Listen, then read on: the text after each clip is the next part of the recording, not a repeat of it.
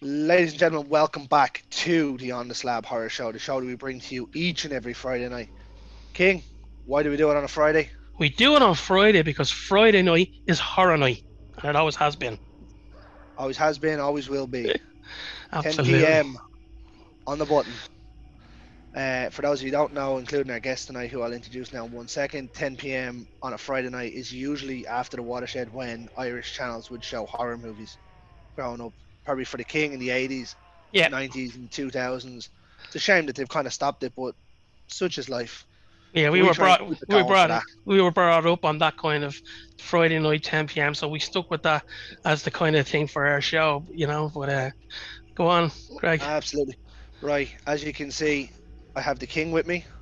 How are we? All good? I have myself with me, as usual, sometimes.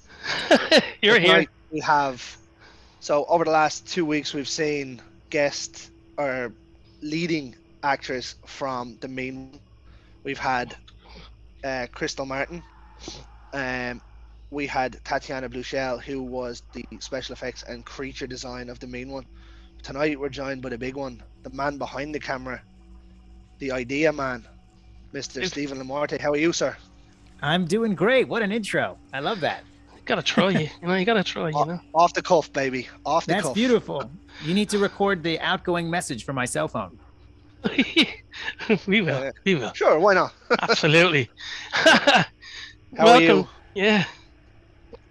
I'm great. I'm excited. Our tiny little independent film that can is in theaters all around the country, and we're like living the dream. This is like Ma- Awesome. Making bank. making something. Excellent.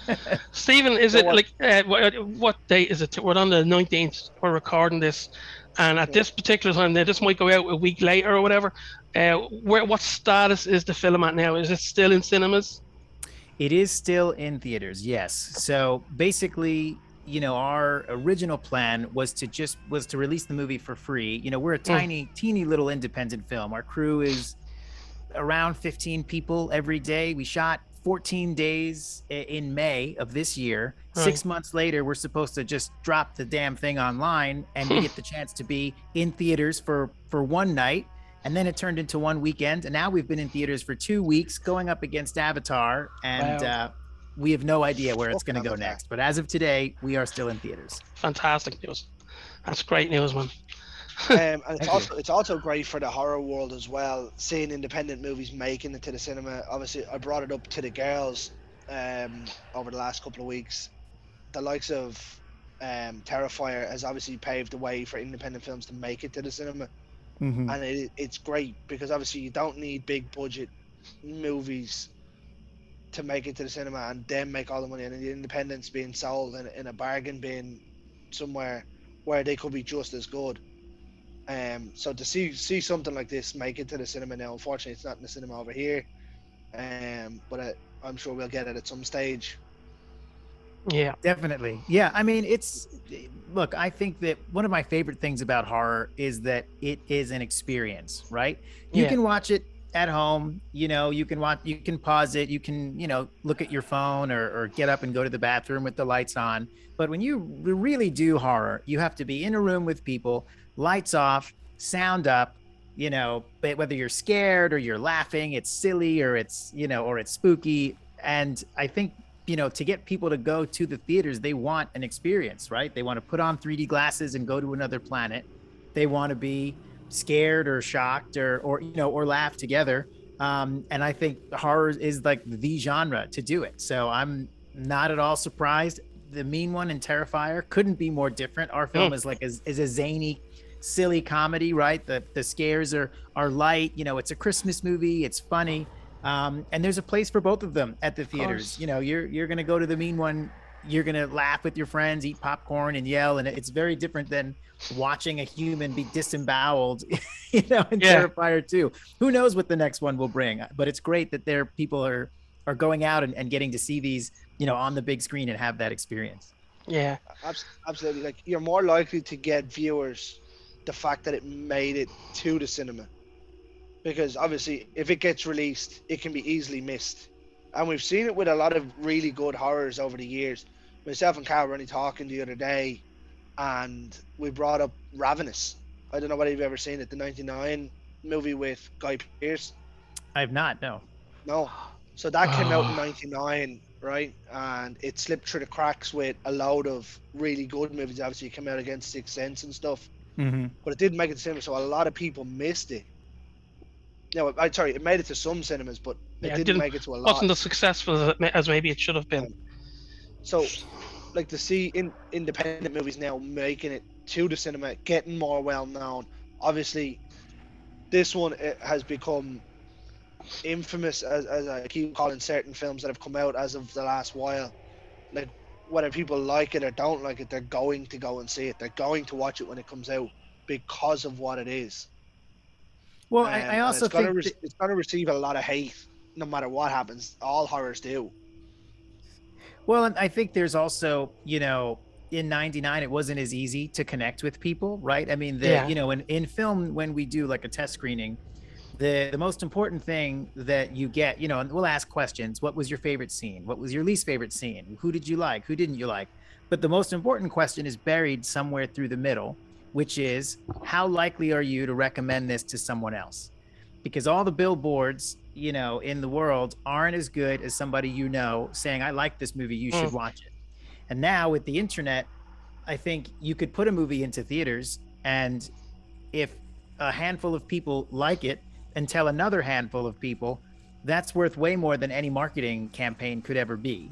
And so absolutely. that's why I think, like a Terrifier, people are talking about how they're throwing up in the theaters. Yeah. Of course, that's going to get people to want to go out and take what was a 1 week run, turn into $10 million plus at the domestic box office, Mm. and thousands and thousands of ticket sales. So I think it's a good time. The internet has its downsides, but it does have its good sides, because you can find something you might not have heard about otherwise. Mm.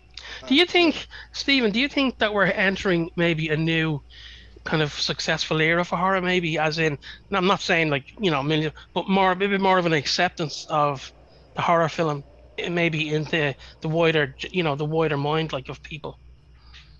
Oh, I mean, it has to be, because I mean, the fact is, horror has always been looked down on by people that aren't into horror, right? People Yeah. that have never gone to a horror convention, or don't appreciate the real artistry behind creating that experience, right? Horror doesn't, if it's working, it doesn't just happen. You feel something, right? Even if Yeah. it's just being startled, or or laughing because it's silly, Evil Dead, Yeah. And I think they're, even with the studios seeing that if there's money to be made, they'll, they're gonna do what they can to make Oh it. yeah. And I think you're gonna see more people. There's gonna be a lot more horror coming out in the next 2 years, and they're gonna be taking more swings, taking more chances. Mm. And you're finding more people are going to be willing to go to the theater to see it, because they're not going to have a choice. Yeah. I mean, it's this. I think the real turning point. I think Terrifier has turned a lot of heads, Yeah. but the real, like, quiet turning point was Smile. I don't know if you guys got that one yet. Yeah. Yeah. And Smile was supposed to be a direct to streaming movie. It was supposed to be on Paramount Plus. They test screened it. They said, "Oh, this thing is pretty good. Let's try and throw it in theaters." And now it's made $100 million. They're going to do a sequel. I mean, it's for a film that everyone that was working on it was like, well, it'll go on a streaming service nobody has. And Yeah. now it's everywhere. One of the biggest success stories of the year. So I think we're about to, if movies want to stay relevant, you're going to have event movies like Marvel, and I think you're going to have horror movies. They're going to be the things that save cinema. There's room for everyone on the silver screen. I really do feel that everyone has a choice. If you, like you said, if you want to go and see a big blockbuster, go ahead. If you want to go and see like this lovely little gem of a film that's not meant to be in the cinema, but it's there, what a treat! What a treat to be able to see something like that in the cinema. Right. Well, and the biggest thing, I think, that for a long time was kind of caused problems for independent films is the cost associated with everything. The cost of shooting on film, the cost of just having enough light to expose film. Don't even talk about going to a lab and getting it chemically developed. Now, if you made a great movie on a cell phone, and people like it. You could distribute it yourself. You could just do ads on YouTube. You could put out a movie, and if people love it, the sky's the limit. So I think that now that independent films are getting easier to make, smaller and smaller, and with technology, it's easier to push things out into the world, whether it's streaming or even theatrical. You know, if we found out 1,000 theaters wanted the movie tomorrow, by Friday they'd have it. Yeah. That's unheard of. You know, so I think that we're in a spot where if something hits with people, you'd have a chance for it to expand faster or for the word to get out faster. And I just hope that the big studios who are awesome, and I would love to work for them someday if you're listening. I just hope that they don't, drown it out, because as soon as Avatar got close to coming out, we're like, great, we're going to be in with Avatar. And the very first thing that happens is some of our partners are like pulling our show times. They're pulling our poster to put in an Avatar poster. I mean, I've seen, and this is, my little independent heart. I've seen 4 posters for movies, on at a theater. One day, and then right before Avatar came out, all 4 of those different posters, including ours, switched out for an Avatar poster. So it's not like Avatar needs the advertisement either. Yeah. Do you know what I mean? It's one of the biggest budget movies ever made. You know what I mean? 20 years on from the first one, who cares? The first one was shy. I mean, certainly fun to watch. Sorry, but the first time it was, but after that, if you watch it a second time, it's not good. Yeah, it's not got rewatchability, I don't think. Well, and when you're, if you're going for that experience, if you're home, we're watching it on a cell phone, you're like, all right, this is cool. But, when you go and see it on the giant screen with the sound and the glasses, I mean, it's different, so but you are right. I mean, yeah, I think you're right. I mean, do they need that much help? I mean, it's like when I see, they put the Marvel stuff on everything over here. I don't know why. And I'll never forget, I was at a grocery store, and there was a banana that had a sticker for the Avengers on it. And I thought, if you don't know who is this geared towards? The person who doesn't have eyes, doesn't see billboards, someone that lives under a rock and only ventures out to eat these bananas. That's how they're going to find out that they made an Avengers movie. Oh, thank God I bought this banana. It's like crazy. Some of the advertising is like crazy. That's mad. That's Disney and Marvel though, just flexing their money muscles. Well, and I think there's also a certain side of, very famously, Die Hard, right, was shot at a building that Fox already owned, and Fox corporate charged Fox Film Division to rent the space, even though the movie was for them. Yeah. So I think there's also a little element of like Disney taking Disney movie money and putting it into Disney marketing, and then Disney marketing spends it on billboards they already own. And well, the movie didn't make any money, you guys. We spent it on marketing and billboards. It's like, don't you own both of those things? It's just recycling money, really. That's all it is. Here we go. Here's the first off the cuff question before we go back to your film. Die Hard, Christmas film or not a Christmas film? Christmas film, 100%. That guy gets it. 100%. I'll watch it when it's not Christmas, but it's not Christmas if I haven't watched it at least once. Have you watched it? Not yet. Over here. No, I haven't had a day off since this movie launched. So. Oh, that's a good thing. That's a good thing. Over here, yes, that's true. I have a couple of things. It's not Christmas until, I don't know whether you have it over there, the Coca-Cola ad. Which one? With the bears? No, with the big truck. It's the one with the train or the truck. Oh yes, okay, yep, we have that one. Yep. No, it's not Christmas till I see that in the telly. Okay. It's not Christmas till I hear the Pogues Fairy Tale of New York on the radio. Okay. It's not Christmas until I see Hans Gruber flying over Nakatomi Towers. I love it. That's it. Try to slide Gremlins in there whenever I can too, because that one's just. So I brought this up the other day to someone in work. He said Gremlins a Christmas movie, right? And I don't want to divulge too much into it because I don't know if there's actually young people that listen to this. I hope not, because there's a whole lot of swearing in this. But in the Gremlins, they mention that the other guy isn't real. Oh. When she's talking? When she's talking about her dad getting stuck in the chimney? Oh, right. Yeah. So I put that down as not a Christmas movie. Now over here, when it's on the telly, that scene is cut out of it. Oh, really? Yeah. Yeah, it's edited out, but that happens in it, so I won't put that on at Christmas. Interesting. I hadn't even occurred to me.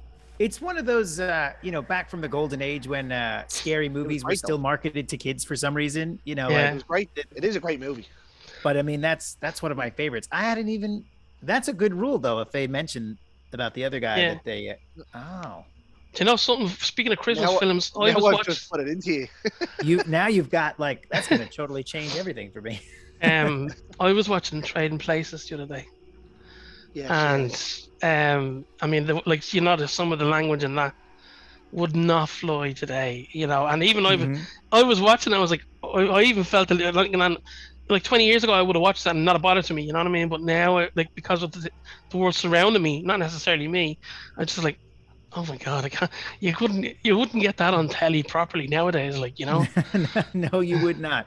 Look, but things change, and it's great that we evolve as people. And I think that the what I thought was really interesting is this when people are talking about disclaimers and making changes to the movies or cutting things out is for someone that used to be, you could only watch something like a horror movie at 10 o'clock. But now the fact that you've got old movies right next to new movies, maybe with new art, it could be new art on an old film. I think people need a little bit of context, because if you see something, you're like, oh, that's the wrong mind might not know that, well, this was made in a different time, and Yeah. sensibilities have changed. Some That's of the the most problem, isn't it? offensive animation ever made was also groundbreaking. So like Yeah. we can't ignore it. It happened. Advancements in technology were made. Source material, not so good. So Yeah. I think I mean, I think if you're sitting down to watch a movie and it says it's 1980s, mhm. you have to expect things that weren't politically incorrect then, and just get on with it. You don't have to be going, oh well, I want this not on the telly, and I don't want this and that because of that. I mean, just get on with it. If you don't want to watch it, don't watch it. Right. And who knows? I mean, 20 years from now, there's going to be some stuff that I'm sure we're cool with now that are, really messed up. I mean, there's going to be a period in, I'm sure 50 years from now where they're like, wait, you used to kill animals for food? When Yeah. we make the sludge. We've got you could eat I, anything. You could eat dirt off the I'll, ground. I'll Why you be murdered animals? So yeah, I mean I'll be it's cold in the cold ground before that happens. But anyway, Well, anyway, back to your little film. yeah, And don't your little film. Your little film me, that's punching way above its weight. oh yes, and it is little. Tell me, what possessed you to think about making this film? Tell me how this all kicked off. Now that we have you actually on the show, tell us from the horse's mouth, so to speak. Well, I mean, I've always been kind of I always felt that like kids artwork kind of weird, right? Freaked me out. It's why if you see in the trailer that sketch of the mean one that's like drawn in crayon, just something about kids drawings always like kind of freaked me out and made me kind of laugh. And the source material on which it's based, the drawings are they're twisty, not twisted like conceptually. It's literally heavy ink lines and twisting and all these like twirly designs.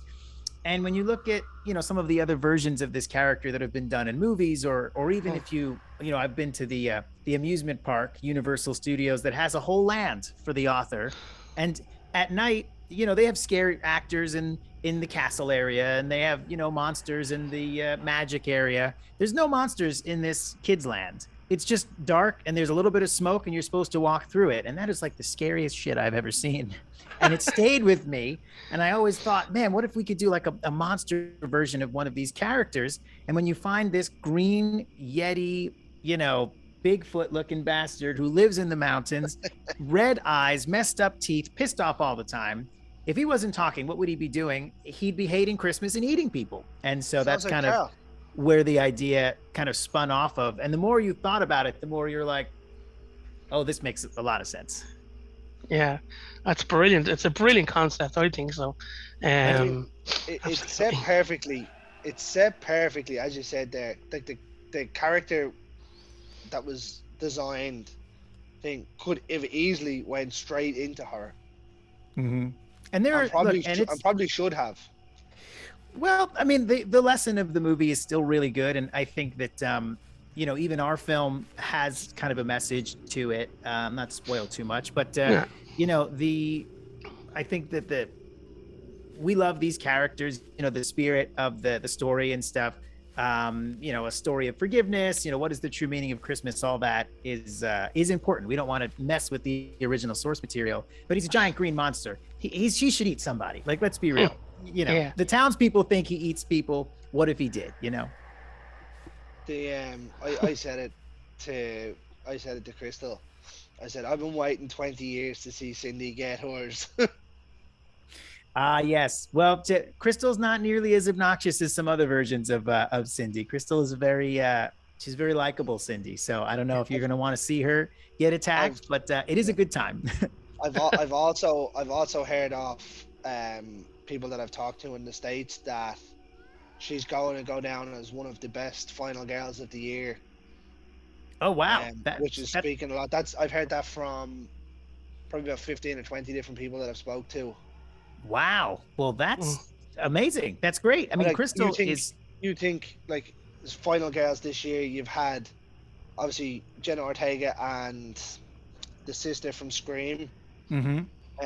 You've had Lauren Lavera in Terrifier. You've had Jamie Lee Curtis back in Halloween. Oh yeah. So there's some big names to go up against.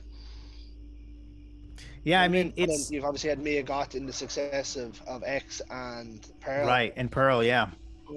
So, like, to get put in that bracket from like, I know it's only a few independent people that I've been speaking to, but they've obviously felt that strongly about it. That's a huge compliment. I mean, and I think not unearned for Crystal, because her performance is so great. And I don't know if she mentioned this, because I didn't watch the whole thing, so I didn't want to get spoiled from your guys when you chatted with her. But this is her first movie as as the lead of a feature film, and you'd never know it. She's such a good actor. She's so natural. And because she's this, total badass, like legit professional stunt performer, it's less difficult, I think, for her to believe that she could go toe to toe with a monster and conceivably, hold her own. I mean, she shows up to set on her motorcycle, like just getting back from, sword training. I'm like, Crystal, how many times have you been set on fire this week? And she's like, I don't know, 10, 12. I lose track after the fourth day. I'm like, it's crazy. I mean, she can do all this stuff. And she's also a really solid actor. So I love working with her. Deadly. Big green monster. I've seen that. Nothing to her. Right. Right. Nothing to it. And the funny thing is, the one of the biggest challenges or hurdles for her to jump over is because she's so proficient with firearms and swords and, boxing and all this stuff, is that we really had to put it on our stunt coordinator and fight choreographer, Terrence. We're only 30 pages into the movie, TJ. If she throws a punch, she can't look like she knows how to throw a punch. So she had to, like, unlearn. In between takes, be reminded, you don't know how a gun works. Just put your finger on the trigger, because she's like, I would never do that. All my stunt friends are going to say that I don't know how to use a gun. I'm like, yeah, it's called acting. That's the point, so it took a lot of effort, and she got it, but it took a lot of effort for her to like, Crystal, you look like too much of a badass when you throw that punch. Like, come on. I imagine it's muscle memory for her now at this stage, though. Literally, yeah. I mean, it really. Untraining yourself as you go. To try to throw the punch awkwardly, because even with fight choreography, she's not a martial artist. She's trained to make a punch look like it really hit you, and if she gets hit, looks like she's been injured. So it's like a whole other level of mental gymnastics to throw a fake punch that looks real but is also a bad punch, but a good enough punch that it still looks like she hit somebody. I mean, it was way harder than you'd think. Oh yeah. So she's selling it like a champ. You're damn right she did. Well, actually, she not like a champ, which was the point. That was right. Like a chump. Like, exactly. There you go. And then when she works up to it, by the end, you're like, oh wow, she must have trained hard for the movie. I'm like, yeah, sort of, but not in the way you'd think. I brought it up to herself and to Tatiana in the previous episodes. Obviously, you're working with what is probably the hottest prospect in male acting in horror at the minute, with David Howard Thornton obviously coming off the success, major success of Terrifier. What Mhm. was it like to get someone like himself into this movie? Obviously, he's a great character actor, and we've seen that with art. Obviously something different for him now, Mhm. but still the same results. Yeah, I mean, David he's fantastic. I mean, I've known the Terrifier producers, the Buzz on the Lens guys since high school. So I've known them 10, 15 years. So I've been following Terrifier since before the second one, since before the first one was even like Mm. really popular streaming wise. Yeah. Um, so when it first started bubbling up, in 2016, 2017, I'm like, "Oh, hey guys, your movie's like if I know of it, at the time, it's not underground. If this is I know people are talking about it. This is a thing. So I've been aware of Terrifier for a minute. I'd seen the film. And once we knew that the creature wasn't going to talk, we said, we have to get an actor who can emote without words. And I said, we really should revisit Terrifier and see, if we think he could do it. And we rewatched the film. The first one is a classic, super, super fun, Yeah. total indie, and you can feel it in every frame. And I love that. And so we reached out and we said, hey, I pitched him the concept. I'm like, but you have to take a look at the script because it's a parody.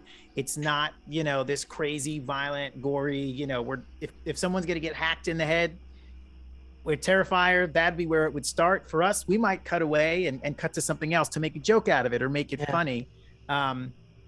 So it's going to be different for you, but take a look. And he really dug the concept. He loved the script. And, we found a way to get him to Los Angeles and make it work. Awesome. It's great to see as well. Obviously, as it says, the major success that he's had, and obviously he's going to bring a following from Terrifier to this, which is also going to help, which is great to see as well, because normally you don't see someone who's riding the crest of a wave, maybe no offense, but to take what could be considered a smaller movie right away. Do you know what I mean?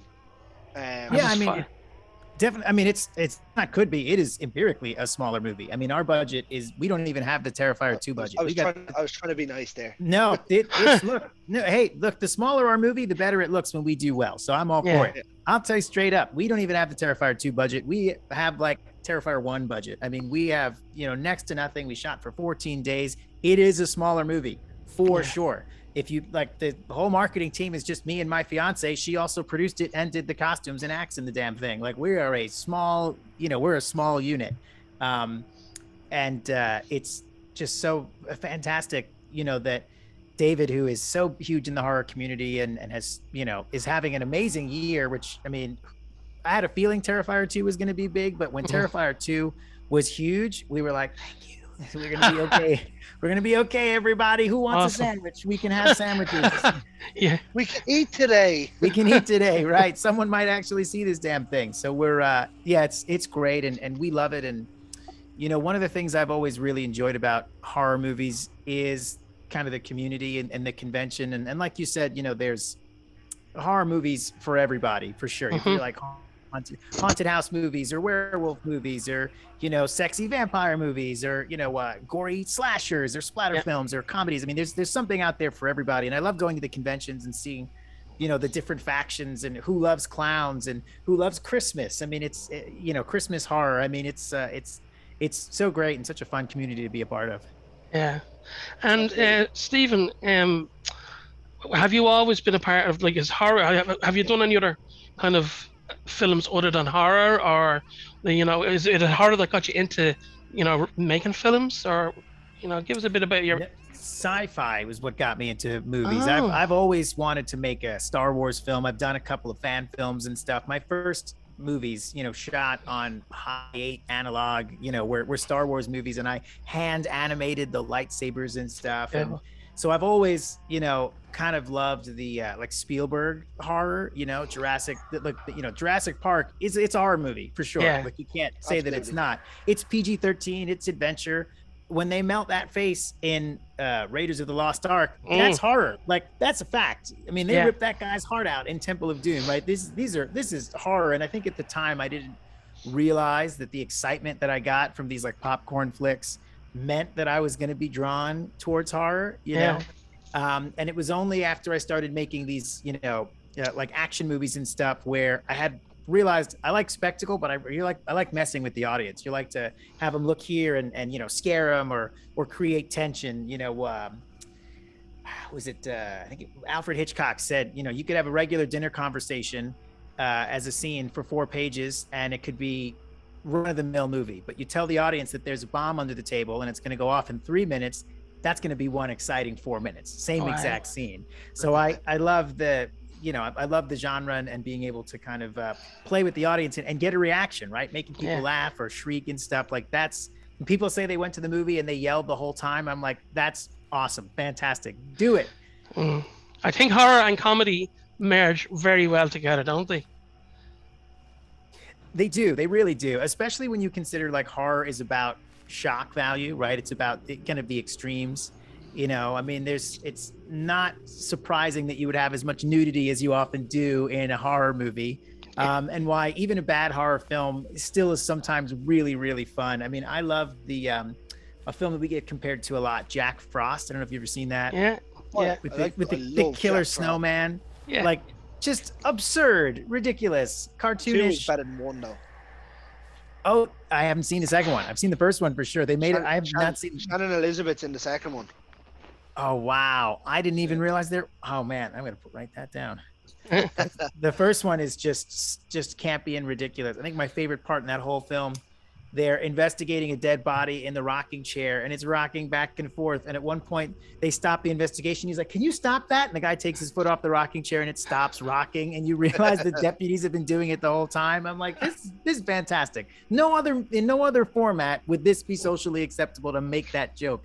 And in horror, it's like, you got to be a special kind of weirdo to think this is funny, and I am that weirdo. The only thing I would say about that is, the type of horror film you can easily be thrown out. If you're in a serious horror film, you can be easily thrown out of it by 1 or 2 bad scenes, and it can wreck the experience of the movie, I find anyway. Like for instance, I love X, and then I absolutely have it as one of the highest ones of the year for me. Mm-hmm. But you know that scene with the alligator? Oh, okay. Yeah. You can be very easily thrown out of a movie like that. Right, of that. Yeah. Carl knows where I'm going with the next one. I do. Texas Chainsaw Massacre, the 78 one. Or the 74. 74 one, sorry. It's 78, it's Halloween. The dinner scene. Mm-hmm. When the granddad comes back to life. It's ruins that movie for me. Oh, really? Yeah. Completely ruins it. Throws me out. I'm done. I love it up until then, and then I'm done. Well, I mean, I think that that's fair. Where it's fair. If you obviously you take your movie, you've called it a horror parody. Mm-hmm. Right? Oh yeah, it's comedy for sure, through and through. What's the other term is black horror, isn't it? It's like a comedy horror. Oh yeah, like a dark. Yeah, we call it a dark comedy. Is what we call it. Dark comedy. Yeah, that's where this one not to expect a whole load, and you go in, leave your brain at the door, you enjoy the film. Mm-hmm. Right. If I know that a film is going to be like that, I will take that film for that value. Do you know what I mean? Where if this was marketed as a very serious creature feature, mm-hmm. and I went in and it was like this, I'd be like, what's going on here? Mm-hmm. I think what you're saying is it's been marketed. Sorry, it's been marketed perfectly. So this is what you're saying. Absolutely. Well, that's actually kind of the interesting thing. We have noticed that some people who are like big Terrifier fans and some of the big horror sites where, are have a strong opinion about the movie, and they're like, this isn't funny at all. I'm like, it's so serious. Every scene is funny. I'm not sure what movie maybe we didn't do our job of, selling it, but I think a lot of people expected like real, gory kills and kind of some crazier stuff, and when they see this cartoonish drawing that everyone's taking really seriously of the monster, they don't know it's a comedy, it might turn them off. So it's We have a new trailer coming out in a couple of days that I Cool. think shows some different scenes of the movie and shows some of the sillier, lighthearted stuff to make sure people kind of know what they're going into. Because the number of people who, it's a Hallmark horror, right? It's Yeah. the feel good horror movie of the season is Genius, what we've look, been genius. No, no. what we've been calling it. And when people hear that, they're like, oh, okay. Because I mean, I really do. I've heard a bunch of stories of people who are like, oh, I went on a date night and my girlfriend liked it almost more than I did, or my mom liked this movie. And I'm like, normally that'd probably be bad for a horror movie, but that's actually pretty good for us. That's what we're going for, I mean, anybody likes it. Like my other half doesn't like horror. Like if I showed my mom, she'd be like, no, that was shit. And I was like, you don't even give it a chance. Soon as it's given the title horror, Mm-hmm. like it's gone for some people, and it's not right. And you see a lot of the reviews on the likes of Rotten Tomatoes and stuff. I don't like this because it's horror. Don't fucking watch it then, or watch it. Just don't leave a review. Do you know Well, what I mean? You don't have- we've seen some feedback too where people are like, oh, the movie was low budget, thumbs down. And I'm like, well, I mean, we never said it wasn't, you guys. Like Yeah. I've got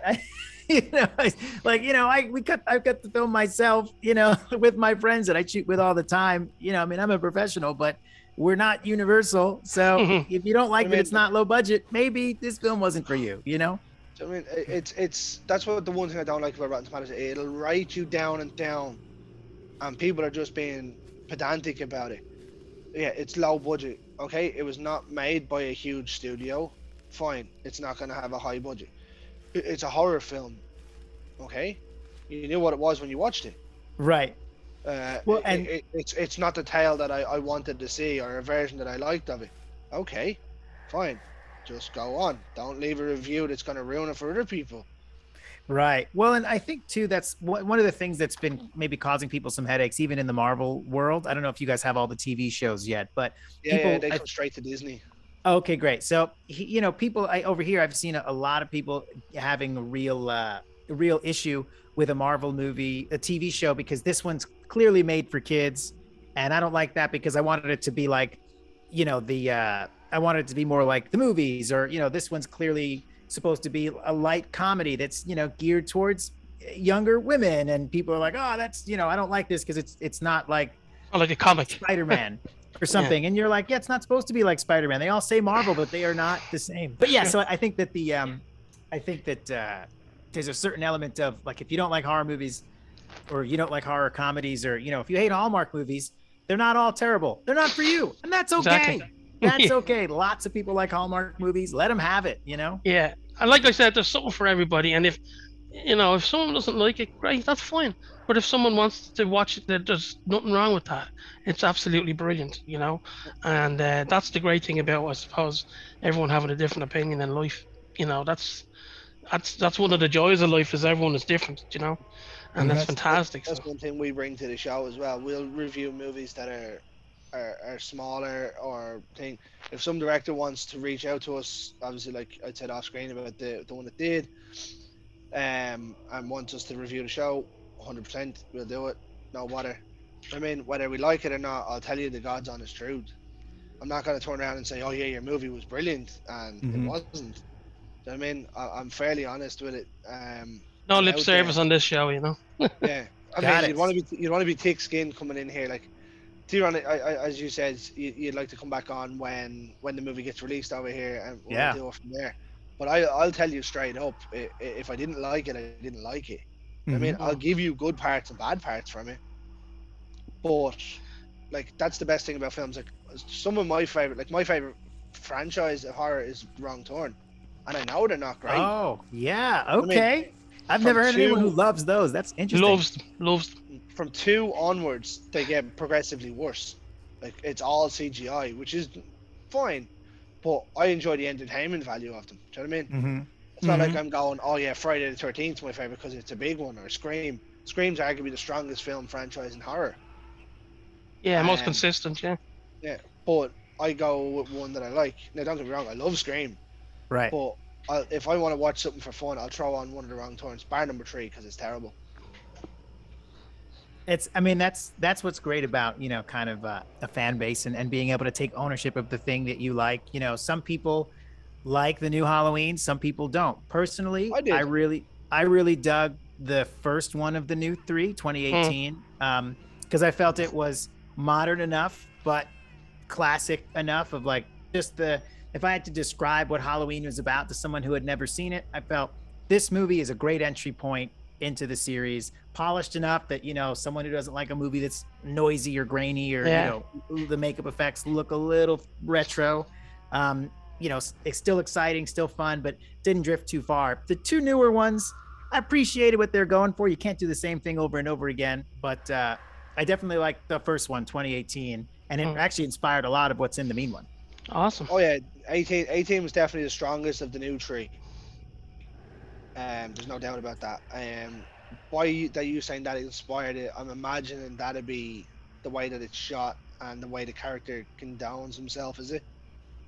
Yeah, a lot of the, you know, the kind of the arc of our lead female, you know, the idea that Oh, okay, yeah. you know, the I mean, obviously in most horror films, you know, your final girl has to take ownership of what she's doing and kind of go Mm, after the creature, but it's one thing to say, instead of just dying in a corner, I'm going to grab what I can find and fight back. It's another thing to go to the gun range and start doing push-ups and, you know, all that stuff. So it's really fun to send Halloween 2018 as the reference for my lighthearted Christmas movie and say, hey, to the editor, watch this. You know, watch this. This is what we're going for. And it was like, all right, there's a lot of comedy in the script. I'm like, but trust me, yeah. just look at the cutting style, you'll get it. And it's great. I love it. And I will They, say, I've seen a lot of people saying, obviously, Carl invited me onto a Facebook page that was designed for Art the Clown fan page. Mm-hmm. And a lot of people saying that the main one is going to be one of their Christmas watches every go-tos. year now. Yeah, Oh, I love that. That's That's awesome. it And I was is. like, I felt like calling them dickheads because I haven't been able to see it yet. But, Jealousy. yeah, I know. I I feel could terrible see it. too. but I don't want to do it that way. I'd appreciate that. I mean, look, we're just a tiny organization. Yeah. You know, my fiance and I are, you know, we're the two main producers who are, you know, if we see something that's like shot in a movie theater, it's like us that physically write Google, please help us, our tiny Mm. movie. You know, like we designed the marketing, we do all the graphics, like it's just the two of us. So we really appreciate people having patience because Yeah. we can only do so much, and you know, we don't have like the backing of a huge studio to Of kind course. of say, well, look, we're going to do theaters and then we're going to go streaming right away to the whole world. Physically, can we do it? Technically, maybe, but our hands are tied because we have to make some interesting deals. We're a tiny fish and playing on a very, very big pond. Of course. Keep the hype up as well, really. It's it's been crazy. It really has. I mean, to get people all over Am I frozen? the world asking when the movie's going to come there is like a dream come true. Couldn't be a response. Yeah. I'm getting to that point where I'm like, do I just watch it? And I'm like, no. I can't. No, don't. It's different. It's different. Like that's what I said to you when I was talking to you, and you were like, "Where did you see it pop up?" So obviously I sent it on. Like I'm sitting there, and I'm like, I don't mind if sometimes I'll watch one of the big movies on a stream like that. Sorry, can't say stream. On a streaming platform. When they come out, but when it's an independent person, and especially as well, like you've taken the time out of your day to come on and chat to us about it and stuff, like we'll hype it up as much as we can as well for you. I'm not gonna go and sit and watch it on a streaming platform. You know, that kind of way. I appreciate that. I mean, look, I'm of the opinion, I'm still, even when people have negative feelings about the movie, whether they've seen it or not, I'm just so grateful that people are interested in it, you know, that people are excited about the concept. They want to talk about it. So, you know, does it hurt us a lot to have, you know, the movie be, you know, online somewhere?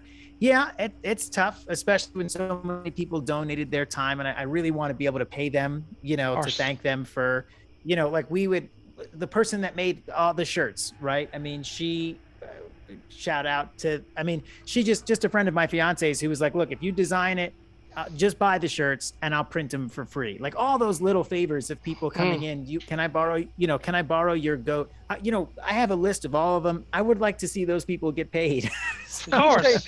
So that's why, yes, there's an homage to Jurassic Park. There's a goat in the film, and it was written. Can I borrow your goat? No, I'm serious. I mean, it was written in the script, and it's one of those things. They see it and they're like, "That's gonna get cut, right?" Or maybe it'll be like a green screen thing, or it'll be a joke, something hokey. And there's a goat in my damn movie, and Amazing. I'm like, it's just like, it's one of those a million little miracles that goes into making a tiny independent film. And I would love to thank her financially for letting me use her goat, because it's just.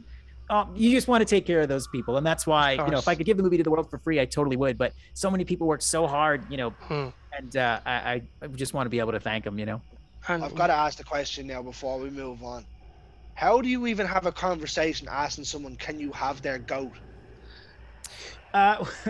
Well, I mean, it's we shot a fair amount of them. When you have a crew, you can't really just go up into the woods with 3 people and go pee behind a tree. We need power and bathrooms and kind of stuff like that. So even though we were a small team, and it's a lot of chewing gum holding our production together, I promised everyone they'd have somewhere to go to the bathroom. So one of our locations is it's like a working ranch. They've got boulders and rocks and the formations we need to make it seem like we're really way up in the wilderness.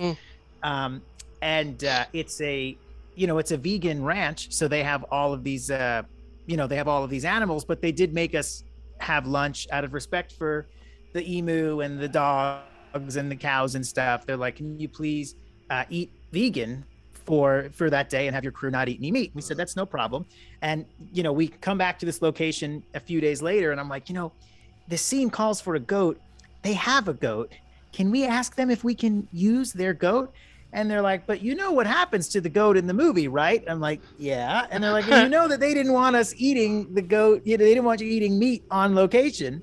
Do you think they're going to be okay with this? I said, well, it's all pretend. Maybe it'll be fine, And so we had to go to the owner of the ranch and say, hey, so can we borrow your goat?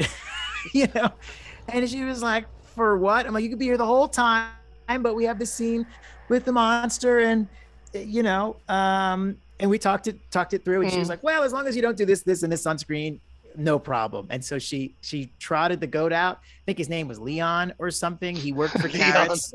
He, so his union rep's going to be really pissed. He worked for Carrots, but he was a good sport. And, we're going to, if I can't bring him back, in the future because of what happens to him, but, who knows? Maybe he's got a twin brother. Let me just ask you, we'll wrap up now in a second, Stephen. Do you still have, by any chance, the creature outfit, or did you let David keep it? Oh yeah. I have the whole thing. We have the whole outfit, and then I have only, because we didn't think anyone would want them, we have just one face, because every day this thing had to be built, and once it's taken off, you can't reuse it.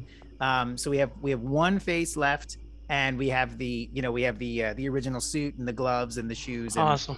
So we do still have one of the suit, and it's in in the bat cave in the glass tube with the spotlights and stuff on it. So so we do still have the suit. Yes. Awesome. That's cool to hear.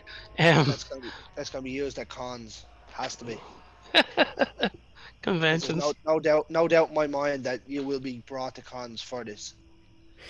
Well, we'll see. We're excited. I mean, David already does so many conventions that I joke that I'm like, if we end up going to conventions with the mean one, we'll have to get him like a wheelie chair so he can go back and forth between the between tables signing mean one pictures. And I've actually heard that he signed a few Art the Clown pictures he signed a few Mean One of our pictures as Art the Clown, and people are like, oh, I got a Mean One poster signed by Art the Clown. Like, people actually really dig it because it's just muscle memory. He's been signing his art for so long.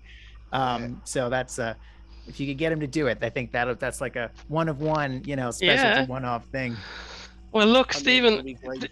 this look, we will let you go now because like we could talk. We could actually talk to you all day. We really could. And so we would absolutely love to have you back on the show anytime you want to come on. And like you say, when we've seen it, um, you're more than welcome to come on to our show. You know, Fantastic. Brilliant. I'd love to do it. You guys watch it. Tell me exactly what you think. yeah, If you love it, that's great. If you don't love it, that's all good too. I'll come on with with some whiskey and yeah. we'll hash it out. It'll be great.